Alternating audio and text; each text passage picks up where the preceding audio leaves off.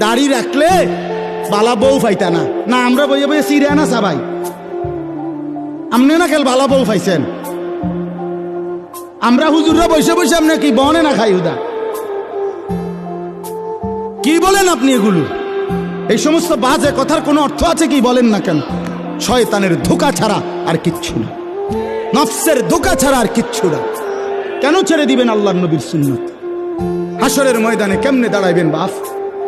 নবীজি সাল্লাল্লাহু আলাইহি সাল্লাম জিজ্ঞেস করবে, উম্মত 23টা বছরে আমি তোর কাছে ইসলাম বুঝাবার জন্য পিঠটা ঝাঁঝরা করে ফেলেছি তায়েফের পাথরের আঘাতে, আমি পেটে 2টা পাথর বাঁধছি ক্ষুধার কষ্টে, আমি দান দান শহীদ করেছি উহুদের ময়দানে, আমার এত কষ্ট, এত রক্ত, আমার এত চোখের পানি, আমার দিবারাত্রির এত কান্না, বিনিময়ে তুমি এটা কি নিয়ে আসলে? তখন কি বলবেন?